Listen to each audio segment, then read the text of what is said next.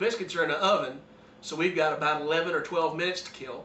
So what we're going to do now is we'll make our sausage gravy. First thing you do is you take your sausage. We got Jimmy Dean. He passed away. He finally died. Oh well. He made good sausage, so let's take old Jimmy and cut him in half. We're going to use half of that sausage right there, and we're going to put this in a pan on the stove. Come over with me to the stove. Okay, we've got our pan on the stove here. We've got the temperature set somewhere in the medium, almost medium lowish, and you want your pan to get a little warm before you go ahead and throw your sausage in. So Jimmy, do your work. We're going to go ahead and throw Jimmy in now.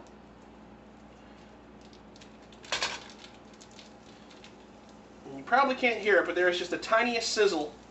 If you're not hearing any kind of sizzle at all, your pan's too cold. There we go. Now what we're going to do is we're going to work this sausage and by breaking it up with our big spoon and breaking and breaking and breaking and completely doing this over and over again until it's thoroughly brown throughout. Okay, as we can see here, our sausage is totally brown, and curiously there's not all that much fat in the pan, which for us is a good thing.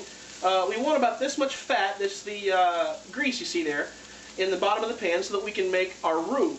Now, a roux is not a big mammal with a pouch from Australia. A roux, R-O-U-X, is a method of cooking. What we're going to do, we're going to take about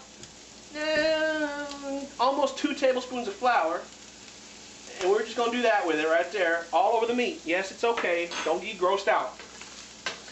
And we're going to keep stirring and stirring and stirring for at least 2 minutes to make sure the flour is absorbed and the starchy taste is cooked off.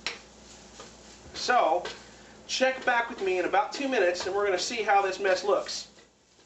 Okay, we've been cooking the flour for about 2 minutes or so, and I'm just going to be honest with you, we're cooking live here, so we don't have no retakes.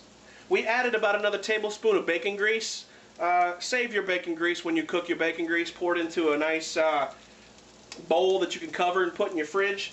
Always save your bacon grease. Your mama did, and you should too. So, we've cooked all the flour flavor out of the sausage here, and now we're going to add milk. 2%. I'm going to start with about 2 cups or so. That's about 2 cups. And we're just going to go ahead and cook. And what we're waiting on is for it to come to a boil. And when it comes to a boil, we'll start to see how thick it's going to be.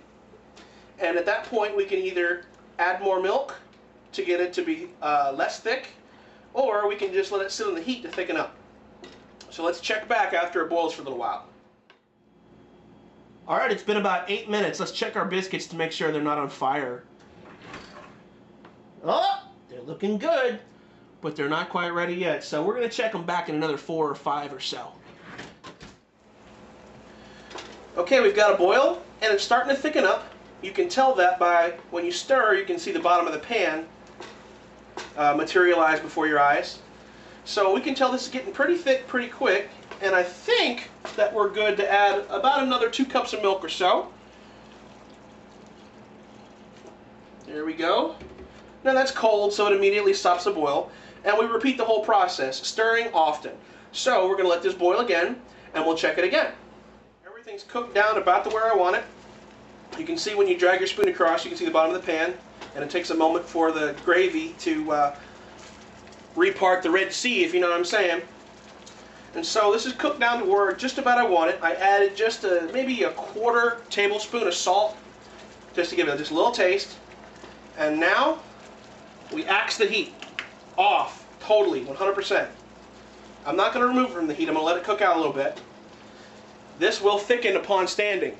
And so, where it's still kind of loose a little bit like that, let's show you from this angle, that will get much thicker in just a couple of minutes sitting here.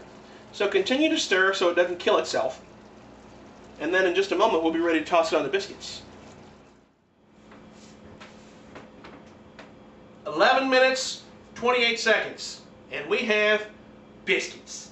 Homemade, delicious, warm biscuits. Now, let's put some gravy on these sumbitches. And we see here, our gravy has thickened upon standing. So what we gonna do, we gonna serve ourselves some old-fashioned style like this right now. Right on top of those biscuits. Are you kidding me?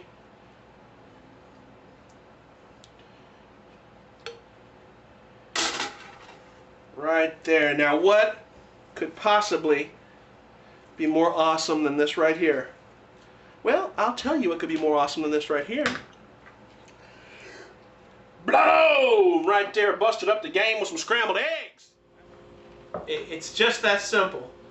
And the time we spent today, we made biscuits and sausage gravy. We made it from scratch. We didn't cheat. And we didn't have to go to McDonald's to get some sort of sandwich, muffin, mix-a-lot of crap thing. So, tune in next time on Shut Up and Cook, when we'll try to find something else that you can cook at home that's easy. I can attest to you that any moron can do what we're doing, because I'm a moron and I just did it, and there's a moron helping me behind the camera. Say hi, moron. Hi, guys. Okay, shut up. So, until next time, enjoy what you're doing, and shut up. Damn, I can't believe you hit me with a freaking biscuit. What was Shut that up. about? Big John, Big John, Big Bad John, Big John.